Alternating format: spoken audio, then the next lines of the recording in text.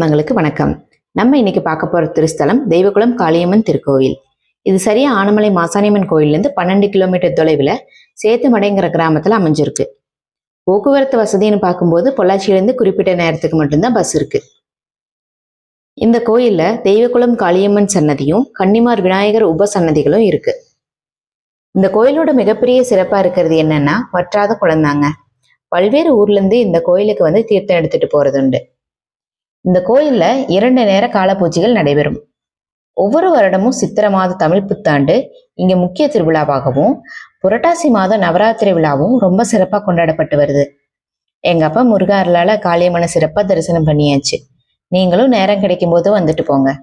மனசுல இருக்கிற குழப்பங்கள் நீங்கி நல்ல தெளிவு கிடைக்கும். இந்த வீடியோ பிடிச்சிருந்தா லைக் பண்ணுங்க, உங்க ஃப்ரெண்ட்ஸுக்கு ஷேர் பண்ணுங்க. இது போல மேலும் பல தகவல்களுக்கு வியூஸ் ஆஃப் வேதவ் சேனலை சப்ஸ்கிரைப் பண்ணுங்க. நன்றி.